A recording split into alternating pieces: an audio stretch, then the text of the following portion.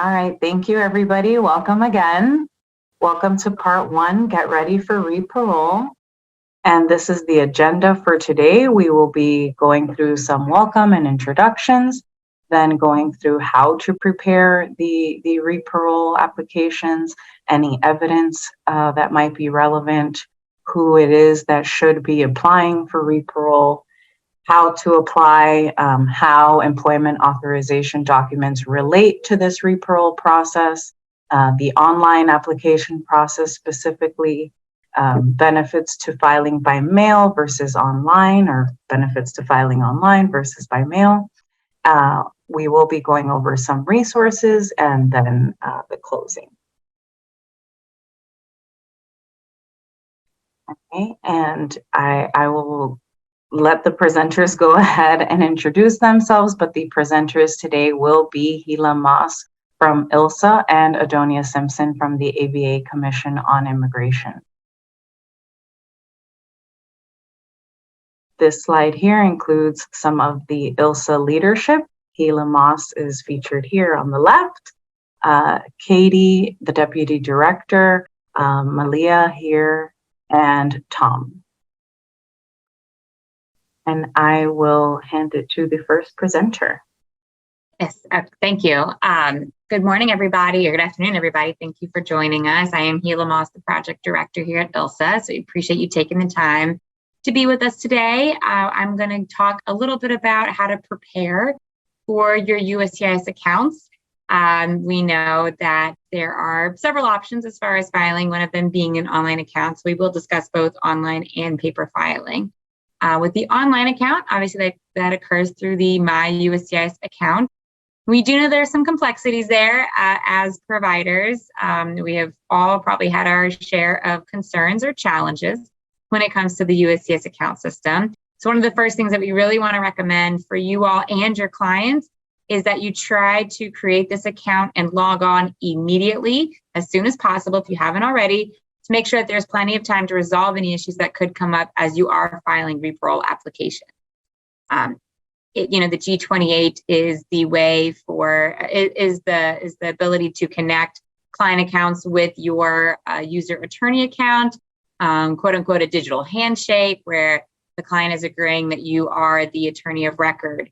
And so a G28 must be included with every filing. That's the only way that the attorney is going to be able to have their case connected to the clients, and for then the client to receive the documents from USCIS to sign through their own online account. So the portal is the only way for this to occur. So we really encourage everyone to access their accounts, create their accounts and access them as soon as possible so that there's no delays and no issues come up, or if they do, you'll have time to address them before their parole status expires. So the G28, as I said, is prepared by the attorney. It occurs through the online account system once that's set up. It is not uploaded by the client. So it has to be done by the attorney. Then a code is provided that is then sent that the attorney must give to the client so the client can link their account, sign off on the documents, including the G28. So we really encourage everyone to do that as soon as possible. And we are aware that every email account, every derivative, so every person applying for Re-Parole, even if we're talking anywhere from a 14-year-old child to a 2-month-old, if they need Re-Parole, they are going to need to have email accounts set up for each person. And so there are some tips for creating free Gmail accounts. I would refer you to gmail.com to check those out. You can create them for family members. There are some tips and best practices out there for Gmail accounts, but each derivative is going to need their own. And there are some ways to create alias accounts so that they can connect still to a user account. And we will be providing that information on our website over the next few days as we finalize those documents. But we do know that that is a concern that's coming from clients and their ability to create Gmail accounts for derivatives and the process that goes through that. So we also want to encourage everyone to please update your address. That's one of the information pages that we provide on our website also. how to update your address if they're not aware of it. You can do that for anyone who has a pending application with USCIS, or if not, just through their name and A number. So at my.uscis, you can do that, or if you Google AR11, there's also an option to update a client's address. So always a good reminder to do that as soon as you're able to, so that there's no confusion about where documents should go, and it's a clear, streamlined process. And so we can move on to the next slide about what is needed to be provided in these applications. And what to do when you don't have it. So the first thing that we would definitely encourage and that must be provided are government issued IDs. And those would be copies. You would scan in or take a photo, any way that you can upload a copy of the government issued ID to your computer and then into the account would be recommended. A government issued ID generally and will have your photo, name, and date of birth on it. Those are going to be issued from the US government. So that's the employment authorization document or a driver's license. That will be the Afghan passport, Afghanistan passport, or a tazkira with the certified English translation in the event that none of the other options are available for you or for your clients or their derivatives. But we have been told that the employment authorization document, the EAD, is the best evidence to use in order to prove identity in the ReParole process. One of the things that we want to note is that USCIS is looking for consistency in the information that's being provided with the official documents. So as we've seen with some of our clients, and there have been issues from stemming back from the base, is that there are some documents that may not have correct information or that's inconsistent. So they do need to be corrected as soon as possible. If it's an EAD that has the incorrect information on it, our recommendation is to resubmit a 765 with the correct information, include a cover letter stating why you are requesting a new EAD. I would also include the information about how the old EAD is incorrect, and then include the need for a new one and documentation to support the need for a new EAD. So if there is documents that show maybe the passport or the tazkira that have the correct information on it, that should be provided so that USCIS knows that the information on the EAD has supporting documentation to justify the corrections that they're going to make on this new card. So I would recommend doing that. And so EADs, generally so the EADs for Afghan parolees will be under C11. So those should be processed a lot sooner than they are for other EAD applications. I saw the comment in the chat about EAD processing about 1.5 years. We're also seeing that. And when it comes to asylum renewals for EADs, as well as pending adjustment renewals and things like that. But we do know that they are fast tracking and expediting Afghan processing, including the EADs under C11. So I would recommend doing that as soon as possible in order to get a new EAD if possible. And that would be for Afghan parolees requesting new EADs. If it's a parole document issue, USCIS just notified stakeholders yesterday at a meeting that the address listed on the slide deck, the OAWI 94 adjustments at cbp.dhs.gov, is now the email address to use for correcting parole documents. We're not sure about how long that will take, or the processing times or the response times there, but that was just provided to us yesterday. So we would encourage everyone to email that email address with the request to correct a parole document as soon as possible. I would also include any documentation that you can use to prove the corrections need to be made. That way it's easier for the government to be able to do that on their end and not have to go back and forth as to whether it's correct or not, or what documentation is missing to effectuate that correction. We are aware that tazkiras get lost as well as other documentation, but we do, and if a tazkira has been lost, You can provide the mother and father's first names, and then an explanation about why the tazkira cannot be provided. And I would be as detailed as possible with regard to it was lost or it was stolen or we've checked everywhere and can't find it, just so they are aware that it's not going to be found anytime soon, and we must have some kind of information provided in order to do the reparoles as soon as possible. And with that, I will turn it over to Adonia with ABA on who should apply for reparole. Thank you, Hila. So approaching before the announcement about the reparole process from USCIS, we were all in a state of concern about everybody having to file and how we were going to meet this need. Thankfully, USCIS did announce that there's going to be some portion of the Afghan population that will not need to actually file an I-131, whether online or in paper. Yesterday, at an engagement with USCIS and the CIS Ombudsman, they actually reported out that about 19,100 individuals have not applied for any immigration benefit as of yet, of the total amount of evacuated Afghans. And about 14,600 individuals have applied only for TPS. So that gives us a little bit of an idea of how many individuals are looking at actually filing a reparole application, as opposed to those that may be eligible for an automatic extension.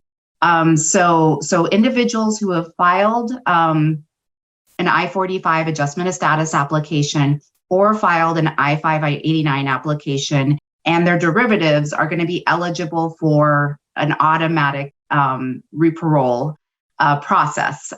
We're still waiting. I know there's been a lot of activity on listservs, a lot of discussions.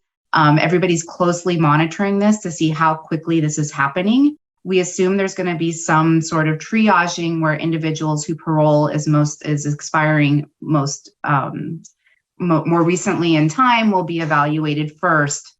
And this is another reason why, Hila mentioned the importance of updating your address. For folks that are going to be eligible for this automatic reparole, this automatic extension, this is going to go to the address that they have on file. If they have a myUSCIS account, there's going to be notifications happening there. So really important to update the address. The last thing you want is for your clients to be in a situation where the address is not up to date and there's an extension, the automatic extension, and notifications are not going to the applicant. Sorry, I see a lot of notes popping up in the chat. Ali, did you want to direct a question? Yes, there are a couple of questions in the chat that I was going to bring up here to see if either of you can answer them. Somebody is asking, is submitting a new I-765 faster to get a corrected EAD than sending the EAD and the proof of correct information to the designated address for correcting Afghan EADs? That's a really good question. And Hila, I don't know if you have some thoughts on what might be the fastest route. I did see the comment that somebody had been waiting quite a while. It's always recommended to do the appropriate follow-up with USCIS through customer service, elevate it. If you don't get a response, perhaps contact the ombudsman to try to get some movement on that application that's already been filed. I think this is a little bit of strategy as well. One of the reasons why it's important to have a corrected EAD, if you're using that for purposes of an identity document for the reparole process, is it does need to be consistent. If there is some sort of difference in that, there may be issues in the processing of the I-131. So you could provide other documentation as to identity, but I think it really depends. Hila, do you have any tips on the best way to get that some movement on that 765? So the movement on it, I agree with you, contacting USCIS. I do know that they're processing and expediting Afghan EADs at this time, but I agree with Adonia's tips on how to get those moved. As far as sending the EAD and the proof of correct information to the designated address for correcting Afghan EADs, I'm not necessarily familiar with that, so I can't speak to that. I don't know if, Adonia, have you heard of a designated address to send for correcting Afghan EADs? I have not, but we can certainly check into it and make sure that all the attendees are aware if there is any additional information surrounding that. Yeah, Great. And yes, we can also update it on our website as well. There is another question. Are clients with pending I-485s based on having COM approval of SIV eligible for automatic extension? Yes, that's a great question. So there's a population, if you have not applied for the adjustment of status, if you're still waiting for the COM approval, those individuals will need to actually file the I-131. However, if there is an adjustment of status that has been filed and is pending, or if there's an I-589 asylum application that has been filed and pending, those individuals will be eligible and be reviewed for the automatic reparole question. That's a great question, Allie. And another question here, is there a deadline for when an individual has to have filed to qualify for the automatic extension? Or is this true even for those currently filing applications? So this is a little bit of a strategy question that we were probably going to talk about later. But if you're actively working on an application for adjustment of status and or asylum for a client, you're going to want to think about when you're going to be able to get that filed. If it's going to be a little while out, it may behoove you to go ahead and do the I-131 ReParole application for your client online and get it taken care of, just to ensure that there is no gap in the parole status, that there is continued work authorization. So that's a little bit of a strategy question. If nothing has been filed yet, but you're working on it, think about how long it's going to take to get that in. And you might go ahead and get a ReParole application and I-131 filed sooner rather than later, just to ensure there's no bumps or issues down the road. Thank you. So a couple more questions. What's the earliest time to apply for ReParole? Would 3 months before the expiration be a good time? Yeah, we're going to get into that. We do have a slide coming up with a little bit of guidance on the process and when to file. But this is very early in the process, so we're still monitoring to see how long things are going to take. One thing we are really hopeful is that with individuals who choose to do online filing, what we've seen in the context of 765s for individuals who have a pending asylum case is that processing has been happening pretty rapidly. So our hopes are that individuals that do file the I-131 online, that there will be we hope, fingers crossed, that that the applications will be processed pretty quickly. I think 3 months out is a good call. Anything over that, you might want to wait. If somebody's parole doesn't expire until next year, absolutely go ahead and wait and triage your cases for the individuals whose ReParole is expiring more closest in time. Thank you for that. I think we can continue for now. And I just want to remind everybody that there will be a time for question and answers at the end of the presentation. So we're not done. And I've been seeing a lot of the questions pop up, and we're going to cover a lot of this. I think the EAD question is probably the biggest question that folks have and the biggest question your clients will have. So we're going to discuss that here in a little bit. So hang tight. So individuals that should absolutely apply for ReParole, it includes individuals who have SIV applicants awaiting COM approval, people that just currently have parole and temporary protected status, and parolees that have no other sort of permanent application pending, that meaning adjustment of status or an asylum application. So if an individual is approved for the ReParole, it will be a 2-year extension. They'll receive a form I-797C that will be sent to the applicant's last address. Again, really important as far as why you need to make sure those addresses are updated. If folks have online accounts, you can do it there. It's a pretty simple process. Also, reminder that when it comes to ReParole, not only does each individual need to have their own email account, they also need to have their own myUSCIS account. So there are going to be notifications coming into individuals on their separate myUSCIS accounts if they have been doing online filing. If not, it's going to be going to the last address that USCIS has on file. So really, number one thing when you're first engaging with your clients is ensure that you have the correct address, that USCIS has the correct address for any additional communications. The 797C that is going to be received will give an automatic 90-day extension to the work authorization. And we're going to discuss a little bit more down the road about what this means and what this means for your clients and whether or not you want to consider getting a new EAD. Right now we still are waiting for a lot of information. We do encourage anybody that's had interactions with law enforcement to really speak to an attorney, have a conversation with your client if there has been that, just to evaluate if there's any concern about filing for re-parole. Individuals are potentially going to have biometrics taken. They may be reused from previous biometrics, but there will be some sort of case-by-case evaluation. So if there's been anything that's of concern, you do want to have a conversation with your client about that if it's something that may put their parole status in jeopardy. So why don't we go ahead and jump on to the next slide?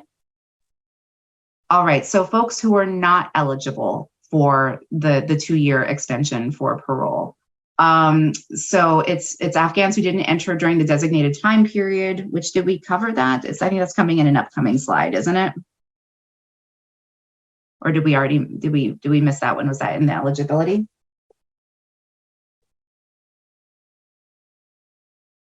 Sorry, we do have some information on that. But if folks arrived outside of the designated period, entered the United States with a visa, perhaps they were here on a student visa or some other type of entry and they were not parolees, or perhaps we're seeing increased numbers of Afghans entering through the southern border.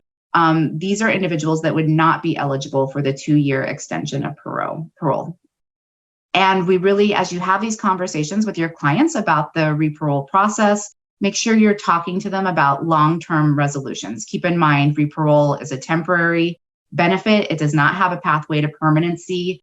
And so individuals need to start thinking about how they're going to somehow get their permanent status, whether it's through asylum or adjustment of status. Make sure you're having that, and people should be simultaneously pursuing those pathways. So there's been a lot of discussion on listservs and different forums as to whether or not, even though there's this automatic re-parole process, whether or not people should be filing an I-131 either online or on paper, regardless of if their client or an individual is eligible for the re-parole process. We really do encourage folks to allow USCIS to do the automatic re-parole extension process for folks who are eligible. On the stakeholder call yesterday, it was indicated if people do file an I-131 and they are also eligible for the automatic extension, what would happen is they would process the automatic extension and then administratively close the I-131 that is filed. So, in the interest of making sure that we're conserving the resources of USCIS with the sheer number of cases that are going to have to be evaluated and adjudicated, we do recommend that folks, wait if your client is eligible because they have a pending I-45 or they have a pending I-589.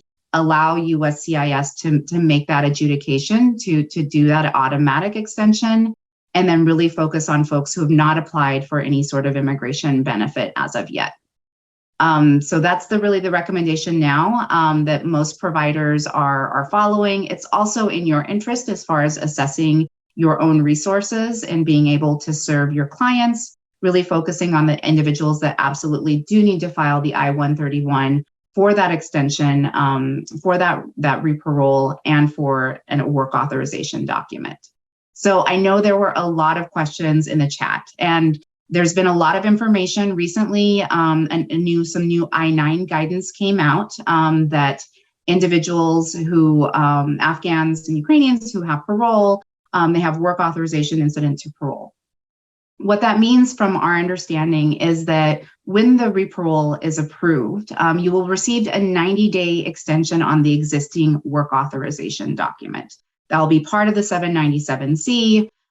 Individuals who file a new I-131, and we're going to walk through this process later, there is an option to ask for work authorization.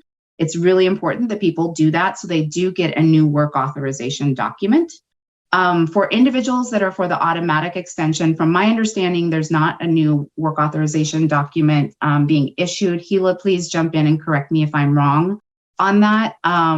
But there is some sort of guidance that has been available through the I-9 procedures. which means that an Afghan who has a current valid parole, after the 90 days to their employer, what they can submit is an unrestricted social security card and a List B document, which could be a state ID. So in theory, a work authorization document is not needed. If you have that 797 parole document extension, the ReParole, and an unrestricted social security card and a List B identification document, such as a state ID, that somebody should be authorized to work. We all know in practice that sometimes that gets a little complicated, and people do really feel a lot better with a work authorization document. In that case, we do recommend that individuals go ahead and file an EAD, once the extension, the automatic extension comes in, file a work authorization document just so they have it should they need it. As noted here on this slide, the ReParole and work authorization is all fee exempt. So there are no filing fees. Also, there's no need to submit an I-134, a financial support document.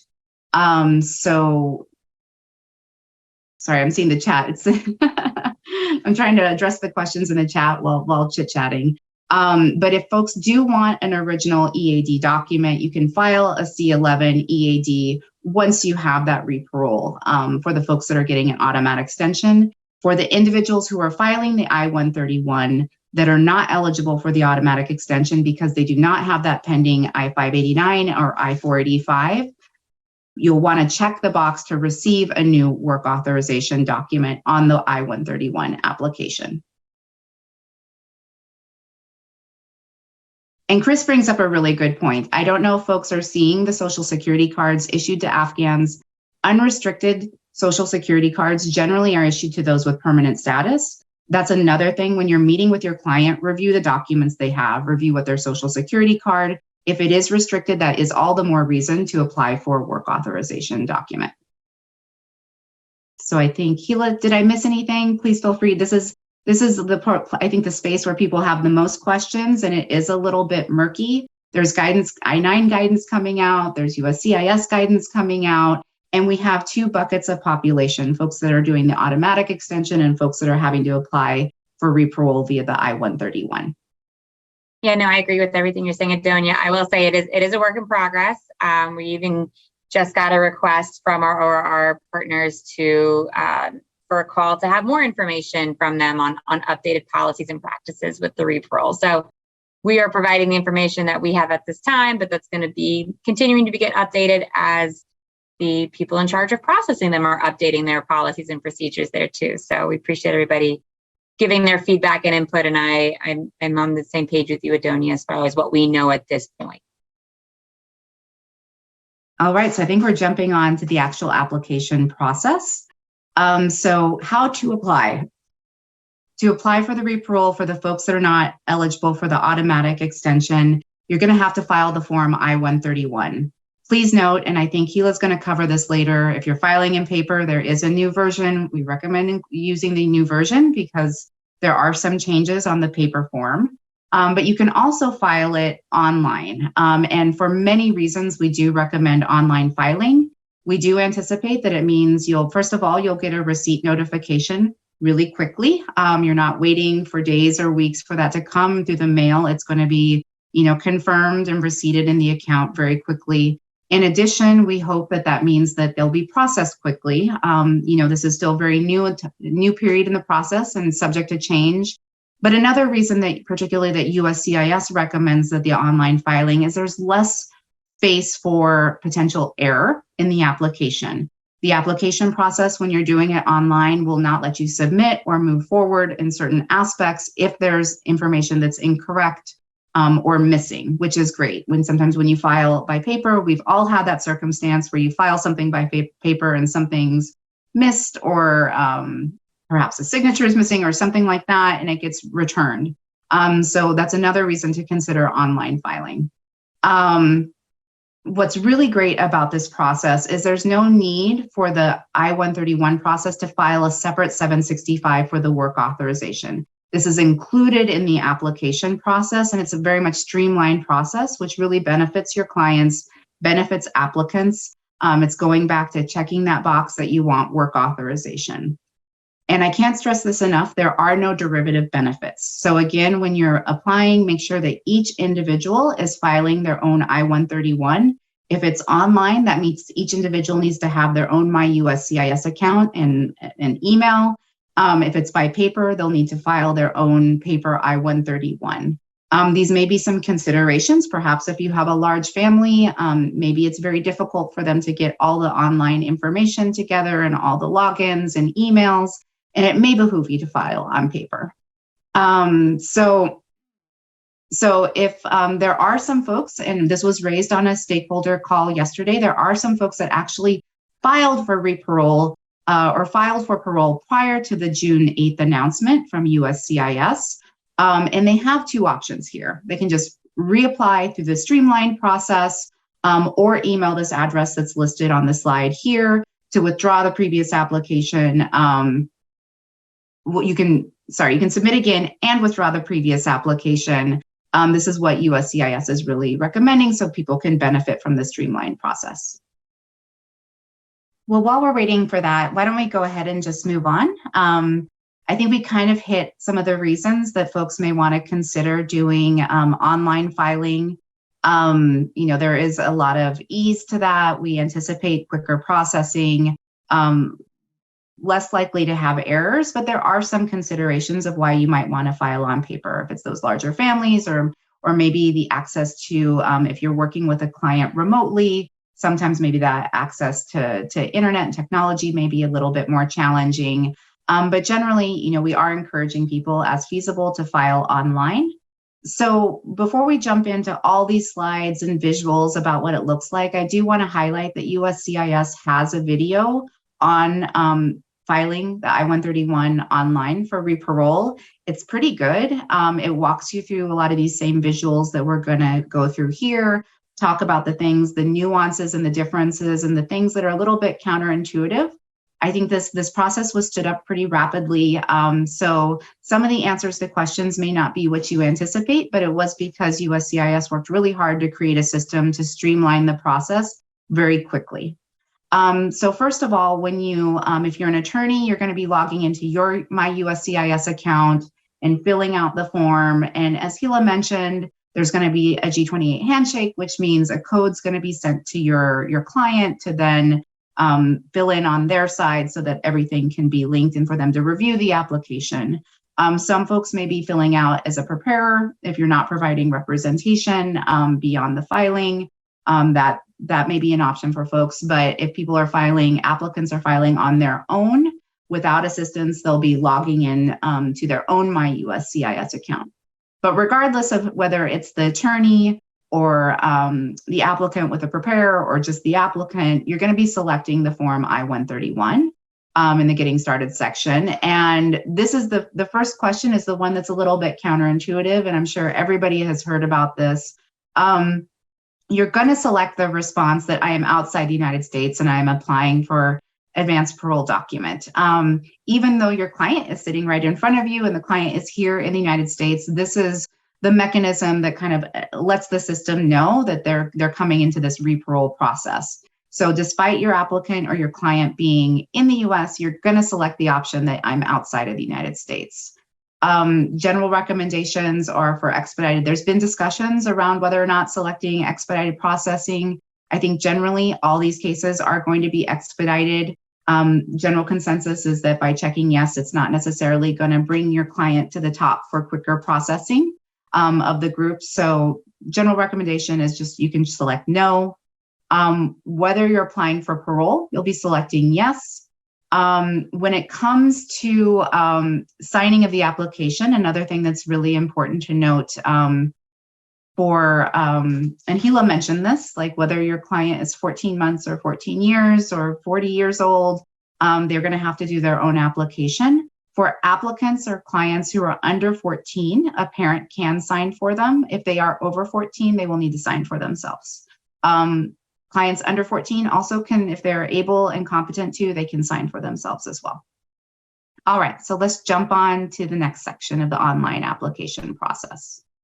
All right, in the About You section, you're going to be selecting the type of admission And you should be selecting either OAR or PAR, depending on what's on the I-94. This harks back to the discussion that we had earlier. If there was some sort of issue with the parole document that maybe has the wrong status and it needs to be corrected, you're going to want to get that corrected. So also here, we mentioned this earlier, regardless of your class of admission, you're going to want to select yes for getting that work authorization document, that EAD document. And this is where it's happening. Again, there's not a separate I-765 application to be submitted. 765 application is being requested here on this I-131 application. All right. Also, there's been a lot of discussion, and it has been confirmed by USCIS, 2x2 passport photos are not required. You are going to have to upload the identity documents, as Hila mentioned. Best practice, best evidence really is the current work authorization document. But if there are issues with the name of that document, that's where you might want to submit something else and get a corrected EAD. All right. A lot of the other questions here you are going to be skipping because it is really related to folks in a different posture. And so you can see here, skip for those outside the United States. That really hasn't been clarified and it doesn't seem to be needed. And let's go to the next slide. All right. And this is the review and submit. Please note that they're not going to get a separate receipt for the work authorization, and the EAD, as mentioned previously, will be sent to the applicant's address on file. Don't submit a 765. And if you are doing as a preparer, like the preparer will need to print, sign, and date and upload the preparer document to the applicant's myUSCIS account application. So it comes to me now to talk about filing by mail, which I'm old school. I like to file by mail. There's something about having the paper in hand and sending it off and not having to worry that my computer's going to crash on me. So the filing by mail would require it's still the new I-131 form, June 6, 2023 version. You'll find it on USCIS.gov. Search for it in the form section. You want to write ReParole at the top. I would do big letters. I would highlight it. I would maybe do a circle around it, just something that they, make sure they can see it as best you can in your abilities. But you complete the application, answer the questions, do the same as Adonia talked about with saying that I'm outside of the US, but requesting the parole document. Include a copy of any photo IDs. I know I'd answered a question in the chat earlier about does it need to be one or all of them? I would include definitely at least one. It doesn't have to be all of them. If you have them, wouldn't hurt to submit them all. It's just an extra piece of paper to cram in there. A copy, obviously no originals, but send a copy of it. You do not need to provide the passport photos. And you want to make sure that you sign and date the application and just triple check that everything on that form is correct, filled out. All the boxes are checked because it will delay the processing if any of that is missing. Go to the next slide. And so if you are filing online, but maybe you submitted it by paper, you can actually link a paper and a digital application together. And so even if you are like me and want to file by paper, you can still do so, but then have it linked to your online account. If you file by paper and you never had an online account, one of the receipt notices that'll come back that we all should have been seeing at this point is that USCIS sends a separate document. I think it's still in the 797C form that has a USCIS account on it, a USCIS account number on it, I should say. So everyone will have an account number set up for them. Even if they haven't actually logged in and created their own account, there will be a link for an account in those receipt notices. And when you are online, you can check the status of the application. You can manage any RFEs, any requests for evidences that may come in. You can also send a message to USCIS, and it's a way for both you and your client to monitor it together. Online filing also allows for uploading large files and getting service center updates. It can also help avoiding mistakes and addition date issues. So again, there's a new addition date. If you file online, that's already going to be, that new edition is already in the USCIS system. So you won't have to worry about checking the edition date like you do if you do get it on, or if you do file it by paper. But please be aware that despite parole expiration dates, the application can be rejected if there are any errors on the application. If you use the online application process, you can avoid those mistakes, but still make sure that you are, putting in the information as, correctly, as correct as possible. So again, to answer the question in the slide, you do not need passport pictures. Do not need passport pictures if you're sending it by mail. We have not been advised about writing ReParole or expedite on the envelope itself. Probably wouldn't hurt, but I would definitely do it on the I-131 form because that is what USCIS has advised, and we want to follow their instructions as much as possible. Okay, and so here are some resources for you all to take a look at. And this is for USCIS. Obviously, USCIS is the Bible on this, right? They're going to have all the information on there. If they have an error, you can link to their page and say, look, you told me to do this and this is what I did, and you rejected it. So your fault.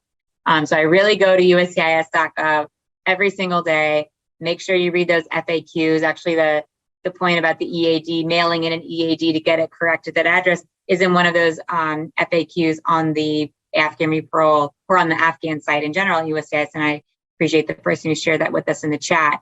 But there's a lot of little nuggets of information that if you don't click through each line item, you may miss. So I really encourage people to do that. And the USCIS website will also have the address of where applicants can send the ReParole applications by mail. So I would check online, USCIS.gov, the I-131 form, it will all be in that information there. As well as some videos on how to create an account in both Dari and Pashto. ReParole processes for Afghans, it includes the paper filing instructions by USCIS. So all of that is on there, as well as there's the ABA ReParole Clinic Toolkit, which you can request by email at afghanresponse@americanbar.org. Really encourage everyone to do that. We're lucky enough to have ABA as one of our members in ILSAA. So we're happy to have that opportunity to encourage folks to check out their clinic, their toolkit, as well as their virtual clinic. See one here in the chat. If a family is size 5 or 6 people, do we send their forms in a separate envelope for each person, such as individual filing, or can we send all families' forms in one envelope? That's your question. I mean, what we do, and Adonia, I don't know if you have best practices on that, but what we've done in the past when we submit, 5 to 10 refugee adjustment applications, we do send them in one envelope, but you want to clip them separately. Obviously, make sure that they all are aware that it's a separate one. I would not probably just use a paper clip. I would use like a binder clip so that it's not going to get misplaced and won't fall off in transit. It will clip the, one application together, but you could have 5 or 6 of them in one envelope. I think the same is fine for ReParole as well. I don't think that's an issue there. I don't know. What do you have thoughts on that? Yeah, I know that we've had success filing multiple applications in one packet. I do always get nervous because keep in mind when you file in paper, it's going to a mail room, that things are getting torn apart and scanned. So sometimes, particularly if there was an application with a filing fee, which is not the case here, fee exempt. Sometimes I do like to file things separately just so I have that tracking and confirm that each separate application has been received or has been received at the destination. But I agree, Gila, in this situation with these ReParole applications, as long as they're very clearly stapled separately, not something where they could easily get mixed up and combined, it should be fine. There was another really great question that I think it's worth addressing about somebody that has a pending asylum case. Should they even refile, like for ReParole? Is this even necessary? And I think the answer is twofold. I think it's important to have, the parole status in addition to a pending application. You don't know what's going to happen with that pending application. But keep in mind, if you have a client who has a 589, who has asylum pending, they're going to be automatically evaluated for the ReParole through the streamlined process. So it's going to happen regardless. But this also harks back to a lot of the questions around work authorization. For folks that are getting the automatic extension, it's most likely that your clients, that these individuals already have work authorization, perhaps under a pending asylum or a pending adjustment. If not, then that would be a circumstance where you probably would want to explore getting a work authorization based on C11, based on the parole. And I want to readdress the question about the criminal issues that can cause a problem for ReParole. That is a great question and something we should all be concerned about and be on the lookout for. Make sure we talk to our clients about it. They've been here for 2 years now, bound to happen to some of us. I think it's going to be a case-by-case basis based on what we've been told. I don't think there's any clear guidance from USCIS about assault on a female, no, but a DWI, yes, or vice versa. Or just a no license ticket. I think all of those things will come into play, but that's probably why they're all going to be re-fingerprinted, or at least their fingerprints are going to be rechecked for those issues. So I would be aware that could cause an issue with the ReParole application. We just don't have any definitive guidance on what that looks like yet, but I would use common practice, as we know that criminal matters, charges, and convictions can cause ineligibility for green cards and asylum and things like that. So I would just be wary of that and kind of use that same best practice when it comes to these ReParole applications. And what's the risk besides denial of the I-131? So I would say the risk could be, again, probably not risking of, and I don't want to speak for USCIS, I can't officially say that, but I would imagine that if it's denied for criminal issues, if the I-131 is denied for criminal issues, I guess all options are on the table. Could they refer him to ICE? Who knows? We just don't know at this time. It's hard to say, and I don't want to scare anybody, but I do think, assessing the fact that it can make you ineligible for asylum and for the green card, like I mentioned, are issues there. So they do need to be aware of it.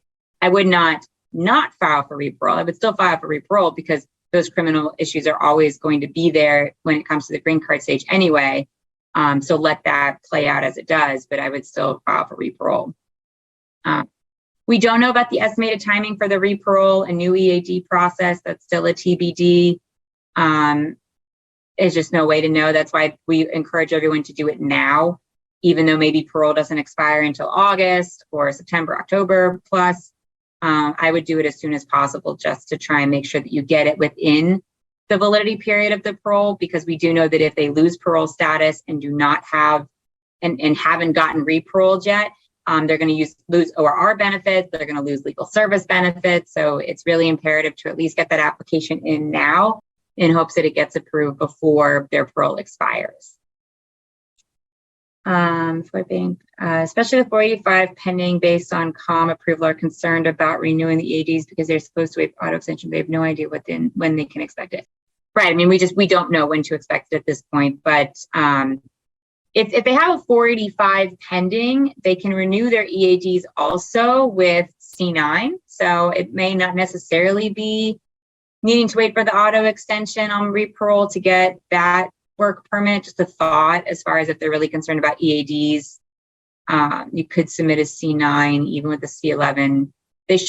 We'll see. There's still so many, unknowns that we have here. But no, they won't, as far as I'm aware, they're not going to get a new I-94 because it will just be that it's considered an auto extension of it. If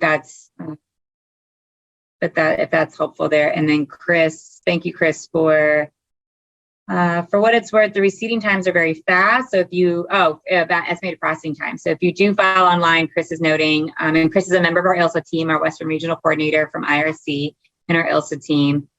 He has noticed that online, you'll get the immediate receipt number and that it usually shows up in the myUSCIS account within a couple of hours. If you do a paper filing, it does delay the receipt by potentially 8 to 11, if not more days. So that is another benefit of filing online, where you're going to get that immediate response and receipt notices faster than paper filing. And I think it's really important to highlight, these are some amazing questions that are coming in the chat. These are the same questions that are being posed to USCIS and various stakeholder engagements, because we are only privy to a little bit of information and really waiting to see, especially when it comes to these processing times.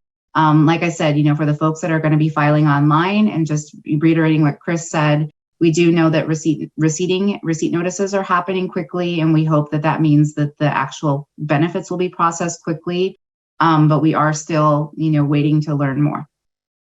I was just going to let everybody know that on the screen right now is the ILSAA website and also the contact information for ILSAA, as well as the contact information for Amber Blatt and Bridget Ott.